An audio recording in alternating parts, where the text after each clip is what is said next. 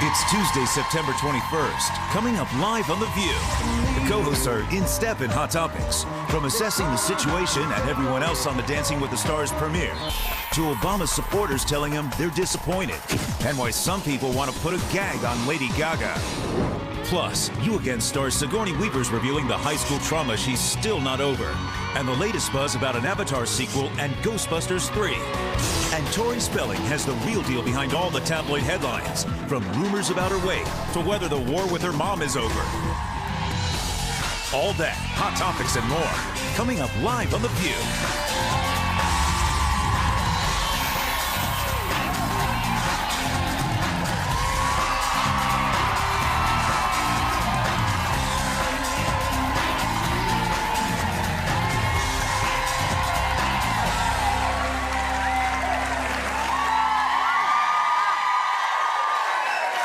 Nice to hear. Good morning. Good morning to all of you. Welcome to The View. Whoopi has the day off. She's going to be back with us very soon. I went out last night. Well, stop the presses. I went out last night.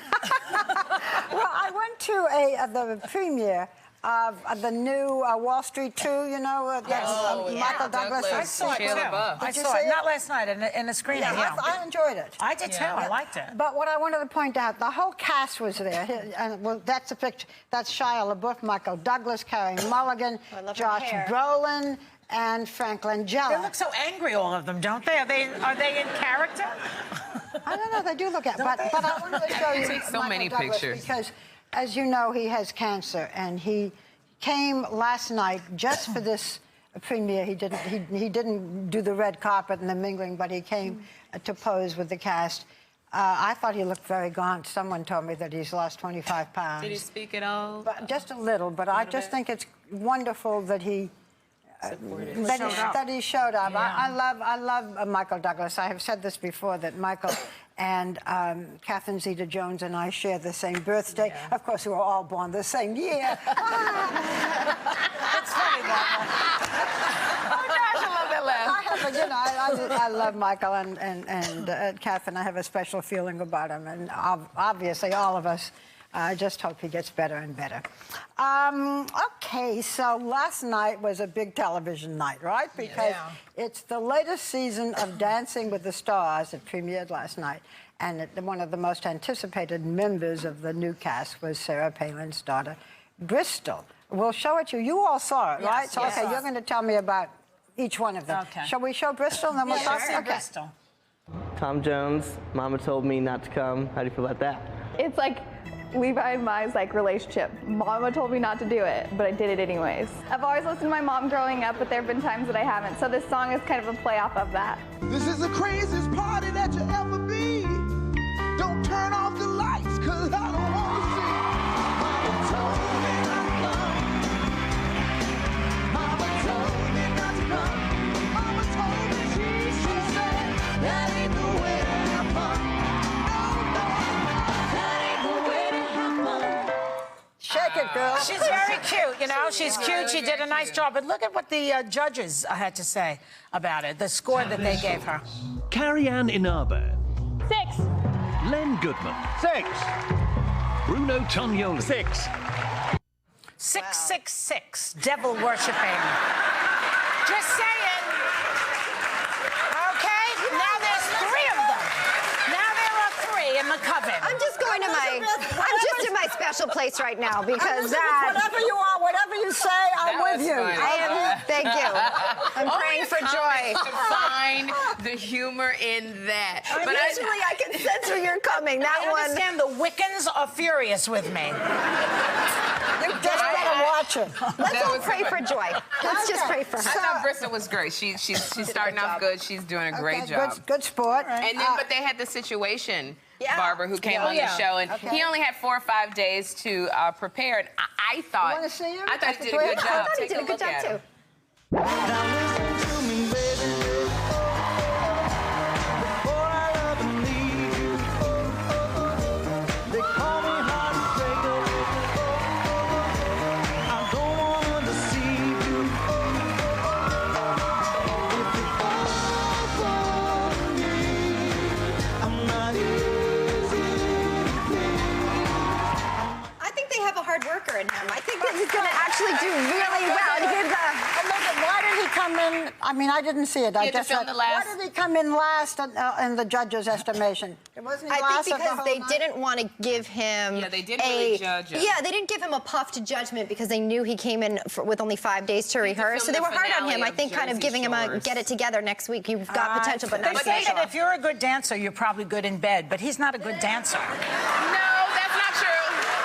That's not true. He is a good dancer. He's a good dancer. He's all in the clubs a lot, but the judges did get on him. That Saturday Night Fever thing has just got to go. But I like the situation. Who else did you like? I loved Florence Henderson. she was so good. She's 76 years old, and a lot of people are comparing Florence to Cloris Leachman, but unlike Cloris, she's doing the dances. Like she's got a sense of humor, and she's doing the dances. She's hot. She was great. I love Margaret Cho. She was great too. I didn't realize how great of a dancer she was. And you know who I love too is a good family friend, Kurt Warner. And I love the fact that after his dance, he went over and kissed his wife Brenda, and I thought that was really sweet. So he made her feel good. The number one graceful and fun. that the judges chose was Jennifer Grey, who remember, Dance with Patrick Swayze, Dirty Dancing all those years ago. She was good. Yeah, she was graceful. So far, she was the number one of the night, right? Yeah, and she got emotional, right? She got very emotional because she had danced with Patrick Swayze, and the song was one, I believe, from Dirty Dancing. Yeah. And it was very touching. It was a fun night. I thought I'd be on football, and then all of a sudden there I was, like so engaged with Dancing with the Stars. I think this is the best Well, they had kickoff some yet interesting people. The situation is interesting. You say what you will about them, and Bristol is interesting. And no then sign of Sarah there last night. No. What happened to Sarah? She had her own viewing party at the house. Was he stirring the pot? Oh, good God.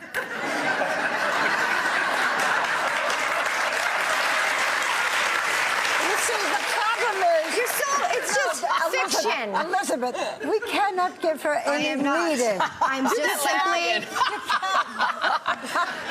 Evil Again, I say, pray for joy. Okay, so, that was a good... Are you quite finished? Double, toil and trouble. When shall we three meet again in the thunder and the lightning? 666. I thought I came in with a migraine. It's just you. Okay, but listen. Are you throwing the devil under the bus? Your guy is not doing so well, Mr. Obama. No. So last night, I give him great credit, no matter what you think. He does these town hall meetings. He takes on, the people who were there. He isn't just in the Oval Office, but sometimes he has a very hard time. This was a television last night in Washington, D.C. on the economy. And one of the women whom we've seen a great deal of now because she's been in the news. This is for workers, students, and parents and so forth. Her name is Velma Hart, and she was pretty upset and represented a lot of people's views. Take a look. I'm one of your middle-class Americans, and quite frankly, I'm exhausted. I'm exhausted of defending you, defending your administration, defending the mantle of change that I voted for, and deeply disappointed with where we are right now. So she's a plant. Why? Because she challenges what's going on. Joy, at this you got to be real at this point. Even the girl who wrote "I've Got a Crush on Obama" is rewriting her song. Like, this is not a good situation. This is a bad one, and I think so many people are stuck in this fear mode. And he never answered her question, which I thought was frustrating. She said, "Is this my new reality?" Because people are paused in fear. What is he going to say? Is he going to go, "Yeah, this is your new reality"? I think that we, for so long we had someone here who said it. We had someone here who said, we got into this situation. We were living the dream for so many years, and I think so many of us expect this magic panacea to happen immediately, and it really is truly. We got to buckle down. It is going to take some time. Do they want him to cast a spell on the American? In all seriousness, though. Can I say something? Okay. He did try. A lot of the things that he's done. We had Jimmy Carter on yesterday who said, "I did this, I did this, I did this." Nobody appreciated it. Okay. When he did talk, he said, "I've had a health care bill, I have a financial regulatory overhaul measure," and then there was an independent study of two prominent economists, and they said the financial crisis probably prevented a depression and saved about 8.5 million jobs, and housing prices have now been stable for more than a year. So, it's almost as if no matter what he does, because good enough. things are not that great. Then why is he blaming an inherited situation? Why is, because here's what I say. Well, I see, and the quote is out there. It's been for centuries upon us where blame exists, failure exists. And I think if he's blaming something, he's admitting in blaming that there's failure right now. And if everyone else can buck up, I came in with overspending that I had to overcome. He's not saying I'm a failure. His strategy, though, hasn't worked. With him saying Why, that he inherited this... Would McCain and Palin have worked? We don't know. They were the same old from the Bush administration. It's speculative. This administration has spent, Joy, it doesn't bother you that he has spent more than Washington to Reagan combined? And he has passed more laws than any other president. So does that not make you say, wow? One of the things that he said to the Tea Party and the Republicans, when they're complaining, he says, what would you do? It's not enough to say control the spending. I think it's important for you to say, I'm willing to cut veteran benefits. I'm willing to cut Medicare or Social Security. I'm willing to see taxes. It's very easy. But nobody wants to make, but everybody's harping on him. Republicans don't make it, and the Tea Party, they complain. They complain, but what he is saying... control of Congress for all this time. Nothing's gotten done. He's got his people right there. Everybody's blocking him at every moment when he tries to do something. He would love to know what they would do because it would probably work, and what he's doing isn't. Is it a big secret? Is it a secret? Let's hear what you're going to do. Are they hearing what they want? Let us hear it. They don't have an obligation to give it to him. And cut spending. That's all I hear, which is difficult to do both. All I know is this, is that people fearing taxes coming to them are not hiring. They're actually firing. They're waiting. They're waiting. No, they're in despair, and they're frozen out of fear. I read an article the other day by Paul Krugman about the angry rich in this country, people who are millionaires, billionaires, who are furious that they're going to get a 3% cut in their taxes. It's an angry middle class right now. In their taxes. I mean, it's outrageous. The greed and the selfishness that's going on. People need to get a grip on the poor people, people who are struggling. Joy, who is hiring? Who's hiring? This isn't so much. The actual middle class is more angry right now than anybody else because they were promised jobs that don't exist right now and will not exist. That woman was a plant. She is not a plant because she has an opinion. She's not a plant because she has a family to feed and a job that might go away. Do you admit that the stimulus money did increase kept the jobs in the fire department, in the police department, kept the jobs for teachers? You don't agree with that? Well, it's a fact. I know this. It obviously, A, wasn't enough, or B, didn't work because now we have a $50 billion infrastructure high-speed rail coming. Can I just say something before we leave? Can we get a witch to make him walk on this water? That's what I said. I'm not asking for a saint. I'm not asking for... What we are seeing here in our little microcosm is not just a discussion. Anger, fury, screaming, yelling, and we're friends and we like each other. Wouldn't it maybe be time to take a breath in this country and figure out how can we all work together? What is it that we can offer? We are the microcosms here of screaming people. Yes. I don't like it. We'll be right back with more Hot Topics.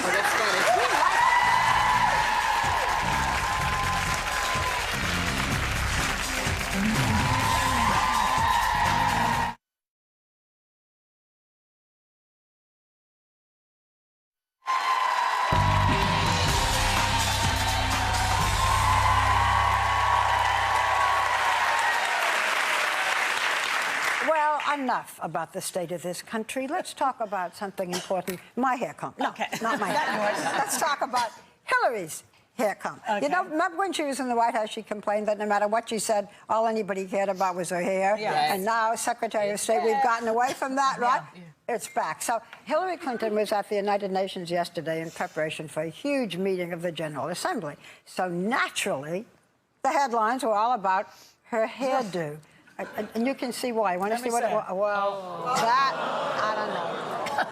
You know, we've all been there. We've all been there where the hairdryer breaks and you're like, this'll do. You're going, it's going to look worse if I wear it down, so let me put it in a clip. She got through the back and didn't get to, I've been there. It's horrific. You know, you just do what you can do because you've got a job and you've got responsibilities. I give her great credit. Who cares about the hair? Why? I'm sure she did a great job. Because, see, my hair, I did this deliberately. I've had somebody do my hair, so the clip is in the right place. And so this woman is very busy. And she probably, if it was a hairstylist isn't got a little problem.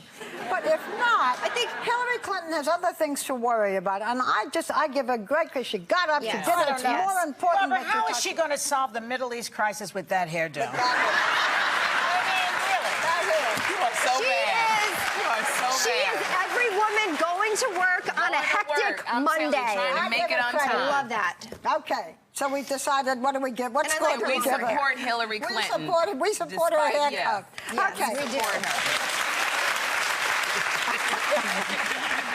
I think she's going to fix it. The hair is Actually, it looks great as of recent. The Jews are more interested in who parted the Red Sea than who parted Hillary's hair, believe me. That was good. That was good. That was better than 666, wasn't it? Agreed.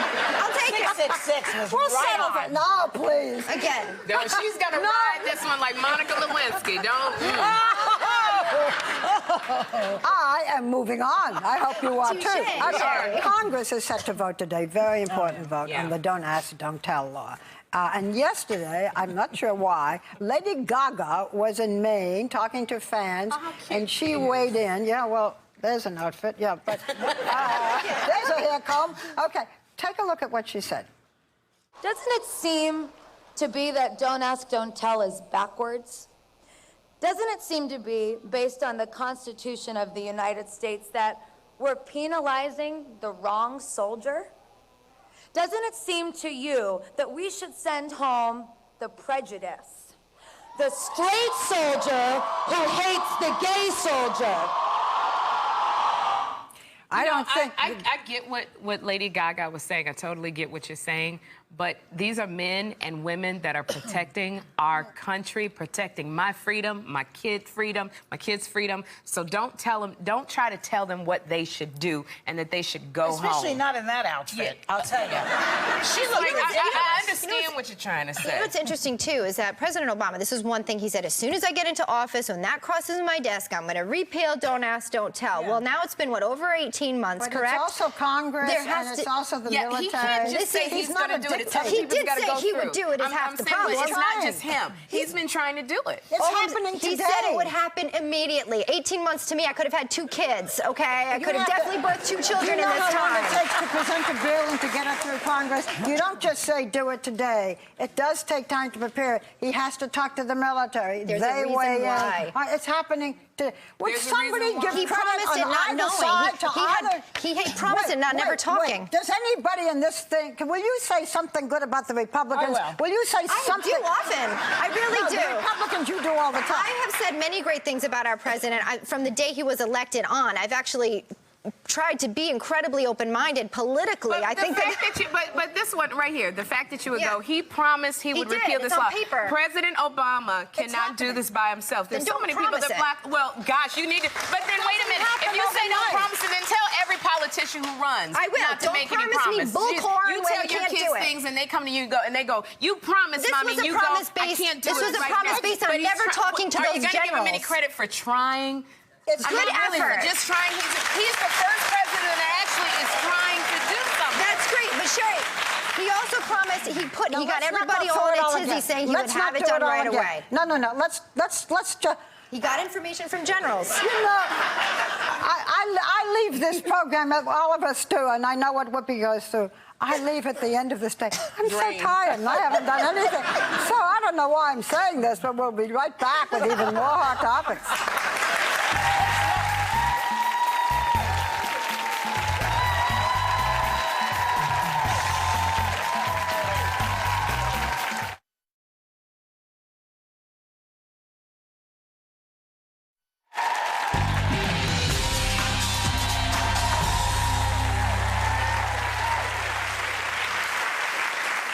Have a nice, happy time tonight because I'm going to be appearing for the full hour from 9 to 10 with my pal, Larry King, 9 to 10 Eastern on CNN. And I know he will ask me about you and whether we all get along. What should I say? Say no, we hate each other. Be provocative, stir it up. Say we can't stand each other. That'd be great. It's all a fake. Yes, it's all a fake. Okay. When you hear it, don't get mad at me tomorrow. Okay. Speaking of fake, is as true as it's not. TMZ released pictures of adorable Justin Bieber, who's 16 years old, presumably or supposedly, you can't really tell, making out in the back seat of a car yesterday. And it has sparked a massive revolt on Twitter of hundreds of thousands of heartbroken fans accusing him of being a, quote, walking set of hormones. I don't think they're making out in that picture. I think someone dropped an iPhone between them and they're looking for it. And that's all. I don't you really see anything. I don't remember what her name is, but she's the opening act for Justin Bieber. And he's 16 years old, and that's what 16-year-old boys do. But it just trips me out that a bunch of 8- and 9-year-olds are taking to Twitter. And, I mean, they threatened Kim Kardashian's life. Yes.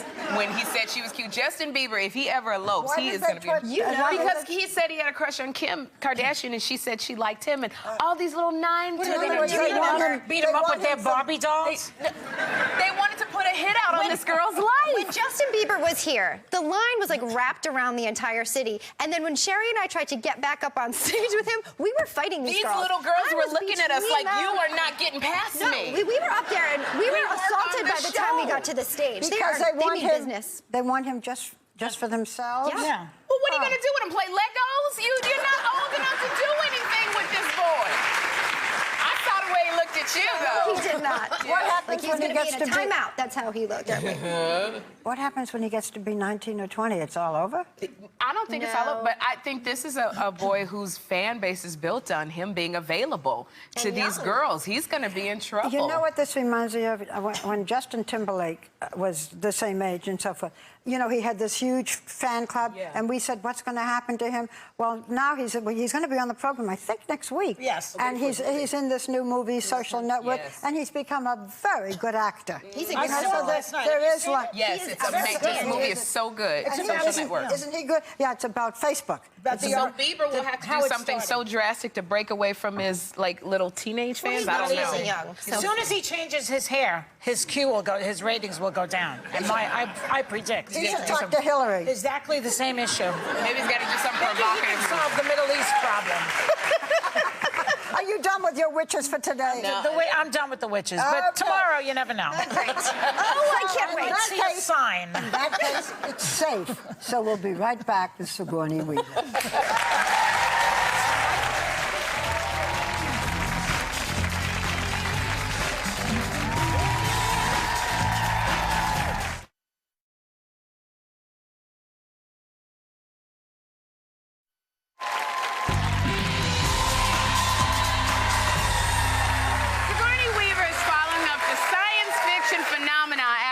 By playing the biggest bitch in the universe in the hilarious new movie You Again. Take a look.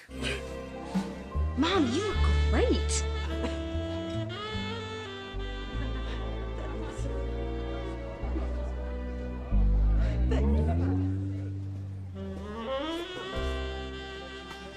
Zut! Quelle horreur! Sadly, my dress was ruined and I had to find a replacement on very short notice. Quick, somebody call Us Weekly. Let's find out who wore it best. Oh, c'est la vie. Joanna. Please welcome back Sigourney Weaver.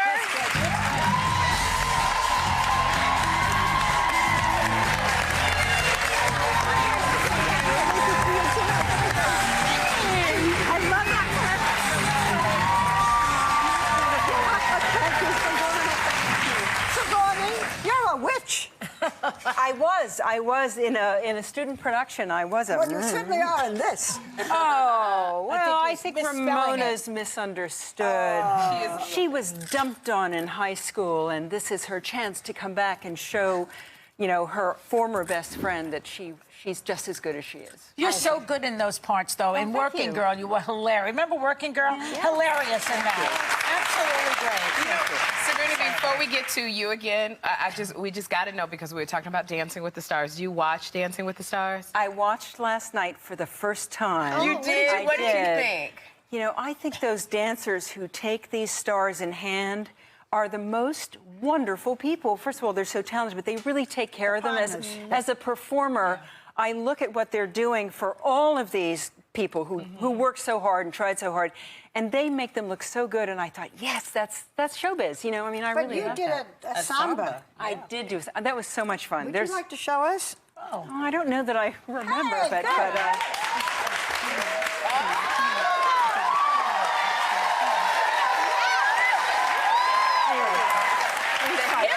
You guys are so nice. But we had the most glorious teacher. She was probably like a lot of these dancers. She was first of all, so beautiful. She was so graceful. And, you know, you had to remember not to move your shoulders. It's all about the hips with samba. Yeah. And as I was watching, my husband said, because we've been married almost 26 years, he hates to dance. 26. 26 years. Good He for you. said he would love to have, there he is, so cute. He would love to do dance lessons. He would? Yeah. That's good for you. I think he was bewitched somehow. Because, you know, He's been bewitched for many years by you, and that's lovely. well, That's lovely. It's mutual. The movie, You Again, is about a woman played by Kristen Bell who finds out that her brother is marrying somebody she hates. And as we saw, you go back and see her mother, and you didn't like her so much from the last scene or the last movie or the last life. When you went to high school, you went to an all-girls high school. Did you have the same kind of jealousies and things and, you know, bullying and stuff? I actually don't think we did. We were, you know, this was, you know, frankly in the 60s, and we had these amazing women teachers who really believed that women should have fantastic educations and really went out of their way to teach us every conceivable subject. And so we wanted to be like Virginia Woolf. We didn't really want to be cheerleaders or anything like that. So we didn't have that emphasis on the physical. Our emphasis was always sort of on the intellectual. And I actually think, thank goodness, because I was like daughter of Sasquatch when I first started high school. I was just like this tall and kind of, you know, gangly. Yeah. I looked like a spider as I walked through the room. So I didn't have the pressure of having to like attract a boy. So I could like grow into a normal person. I went to an all-girls high school. I think it's the greatest thing for girls. It is. Yeah. It is as well. And Well, you know, let's see focus. I needed that time to develop into someone who could, you know, walk across the room without falling over. Well, and this is a little bit different because in You Again, you're going to meet your niece's future in-laws. And now the groom's mother is played by Jamie Lee Curtis, who it turns out used to be your best friend in high school, but you guys had this big falling out over a boy. And I ask you now, why do you think women or girls will fall out more frequently over a man than men will? They rarely fight over women. No, I don't know. But I know that in our story, we were best friends, and she kept winning everything. So she kept getting like head cheerleader, prom queen, and then the last straw was she stole this guy. Well, she didn't actually. He asked her to the prom. Right. So I can't really blame her. I do blame her. So it was like a series of things that happened. And one of the great things about the movie, I think, is that at the end, and Jamie Lee Curtis is so fabulous, all the actresses and actors in this, they're just, you know, what a great ensemble. Betty White, you know. Yeah. But one of the things I felt in the pool scene, which anyone who goes to see the movie will see, the time we wasted hating each other over these years, you know, we wasted this beautiful friendship that could have grown, and now we have a second chance to go back and start over, which really meant a lot to me. You know. Well, you also mentioned your marriage. You've been married close to 26 years to your husband, Jim. Yeah. You guys have a small theater that you run together in New York. Yes. And now this is really interesting because most people don't want to be working together. They've been married, and then they got to go to work together, but you love doing that. He's such a brilliant director, my husband, and the Flea Theater, which, you know, when people come to New York, go see a Broadway show, but then come down and see something off Broadway. It's really exciting. So we have the new A.R. Gurney world premiere play Office Hours with a brilliant young cast. These guys are so talented, and it'll be playing through Thanksgiving. And when I see the work, I like fall in love with him all over again. I'm not there every day. You know, we're sort of the, you know, it's sort of a theater that we're a part of, and he, you know, but I respect him and admire his work so much. It just makes me want to get to know him more. Just take some lessons with him, that's all. Can I just mention someone whom I respected and admired and who really is responsible in great part for my career, and that's your father, Pat Weaver. Pat Weaver was one of the legends in broadcasting, one of the great men of broadcasting, put on the Today Show. When everybody said morning television, it'll never make it, it's still on, and so is Good Morning America and all those other morning shows, and I just want to pay tribute to your wonderful father. And Sigourney, before we get out of here, really quickly, are you going to be an Avatar too? I can't say anything, but there will be an Avatar 2. Okay, and hopefully you're going to be in it. Our thanks to Sigourney Weaver. You Again opens nationwide Friday. We'll be right back with Tori Spelling.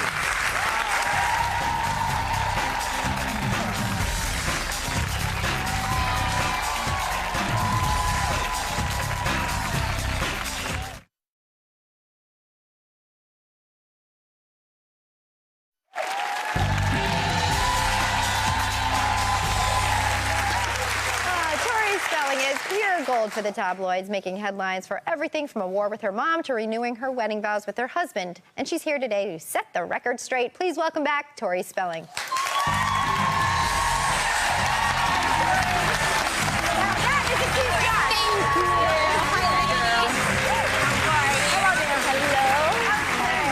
to see you. How are you feeling? I'm fine, thank you. We want to talk about your kids' book that you're just putting out too in a bit, but first, let's do what we said we'd do. Let's start with setting some records straight here. The last time you were here, you and your mom... Is it mom, relationship, weight? All of the above. All. A week apart, you and your mom visited us here. Yes. And at the time, you weren't speaking, and things were not good. It's been reported, and we hear that things are okay now, so... Is that true? And then how did it happen? How did you guys sort of repair the relationship, and what are things like now? It is true. It's interesting. I was on, and then I watched her on. Yes. And I'd like to thank you guys, actually, because I think, you know, who needs therapy? I had the ladies from The View. You guys fixed everything. That's right. Relationship problems? Come here. No, it's going great. In all seriousness, it's I'm blessed to have her back. The kids, it was her birthday yesterday. The kids spent it with her, so. Yeah. And how do you know, because Sigourney was just talking about losing time together. Obviously, that had to fall into the equation. We can't make up those 2 years, but we just look forward and go forward. Yeah, we can't, you know, if we sit around and rehash what happened, you know, we aren't always going to see eye to eye, and that's just the dynamic of our relationship, so we just push forward. Good. Well, you know, last May, I hear your husband loves racing motorcycles, which you're not so fond of. I thought he was into chess. They always tell you that after you got the ring on your finger. Babe, I like motorcycles. But this is so true. Yeah, they never let you know that because they know you're going to say no. When we were courting, do people even say courting? I thought he liked to get pedicures with me, go shopping. He didn't like anything I liked. As soon as we got married, he's scuba diving and motorcycle racing. And the poor baby Dean, he got into a motorcycle accident last June. How's he doing? It was a bad one. He likes to say he's 95% better.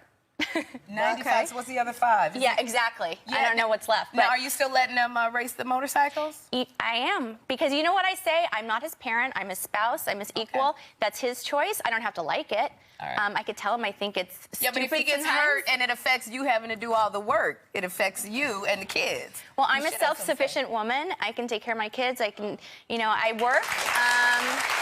And I love him the best I know how, and I can't kill his passions, but he's agreed to stop racing. That's the thing. Okay, so just... But, you know, you told us the things we're going to ask about your weight, which we'll get to, I'm sure. And you look great, by the way. Thank you. I think you look too skinny, by the way.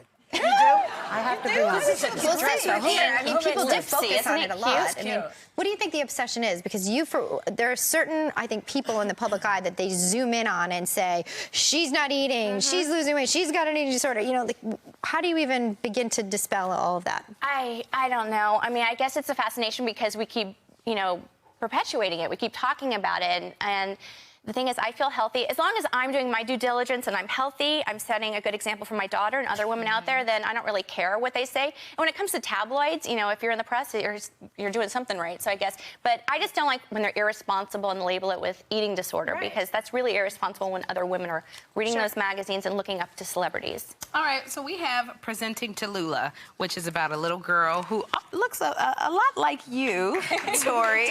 Congratulations on your first children's book. Now, is Tallulah, is that perchance you? She's loosely based on me, except when I was that age, my hair was already turning brown, unfortunately. But yes. This is. What's her story? The illustrations are extraordinary, too. It's about a little girl who's always fancy dressed, and they won't let her do this, and they won't let her do that, which is, I'm sure, a lot the way your life was when you were a little girl. It was more. Finally becomes able to be herself. And that's the message, is that, you know, be true to yourself, and, you know, we can all be individuals and express ourselves, and it's okay to be what people call different, and just finding your true identity. And that's really important to teach my kids. And I did grow up a little bit that way, not so much from my family, but from exterior people. Going to school, people said, oh, here comes the rich girl. And it was hard because, you know, people say, oh, boo-hoo. But seriously, it doesn't matter, you know, what circumstance you grew up in, what your financial situation is, you still want to fit in and want to be accepted for who you are inside. How do you do things differently? What is Liam 3 now? Liam's 3. Oh my God! Did they just go back to school? They did. Stella's 2, right? Yeah, Stella's 2. It was Liam's 2nd year in school, so he, you know, he's had the whole routine down. Like, see you, Mom, bye. But Stella, yeah, she cried a lot. Did you cry? Of course. Tell us about the dog. Didn't you have another dog before this? Stella just started ballet, which is really cute. Oh, it's so cute I at that did. age. Well. The character's Tallulah is, you know, a little bit based on me, and then her best friend Max is based on my best friend Moran, and then Mimi, my pug. I had my beloved Mimi for years, and she passed away a couple of years ago. The funny thing is that the kids still remember her. And I was reading this to the kids the other night, and Liam goes, Mama? So that's you, you're Tallulah, and that's Uncle Moan, is how he says it. And then he goes, and that's Mimi. And I said, yes. And he goes, I don't understand. So Mimi's not in heaven anymore? She's in a book? Oh. And I was like, Can I ask about the wedding vows? Because that's the other thing. Liam is 3. He was Liam, yes. Tori, can I ask about the wedding vows? Because that's the other thing. Yes. That it was last May that you and your husband renewed our vows. Renewed your vows. Even though you'd just been married a few years. 4 years, yeah. So why did you feel you had to renew your vows? We had, I mean, obviously a publicly rough year. And you never think 4 years into a marriage you're going to have problems. But things come up, especially with kids. We had kids right away. And communication just kind of broke down. And we were a really good family unit. We were exterior, we were great parents, and we did everything great. And then all of a sudden we forgot about us. So we, you know, took a look at the relationship and worked our way back up. We're committed to each other and decided we really wanted to renew our vows, especially with my mom and brother being back in my life. They were there. Did it make a difference after you did? It did, because we got married alone with no one there. And it was really nice to see, here's my blood family, my extended family, we're all together. My kids. That's good. How you Is there something, you know, being married, are there things that you've learned that, okay, this, because I think people who are not married look at it and say, it's you know, you need to do this, you need to do that, but... Right, the checklist for the perfect marriage, it doesn't exist. For us, it's really about communication. If we don't communicate literally on a daily basis, things start to break down. Yeah, and you can't get so uber focused on like kids' schedules, everything else. And I think you're right. I think more and more people, that reminder or I think vow renewal is something that's probably going to be coming up more and more. So yeah, it just, you know, it gave us that moment to kind of reflect what's important and kind of reprioritize, because, you know, the two of us used to be here and we had fallen back down to here with the list of life. So when you went on your honeymoon, did you try to make another one? another third one? We're not actively trying, but we would be happy with a third. If we were blessed to have a third. Well, we wish you the best, Tori. We're glad to hear that things are back on track. We're happy for you and give your mom our best.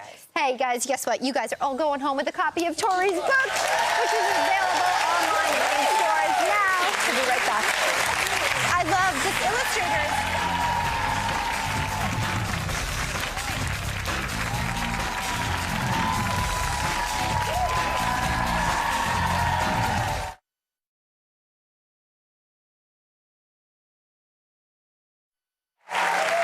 Do try, if you can, to watch me and Larry King tonight. And for all of our witches sitting here, and for you who are not, we wish you a great day. And everyone take a little. You're the good witches. You're the good witches. Take a little time to enjoy the view. Yes, you are. You're good.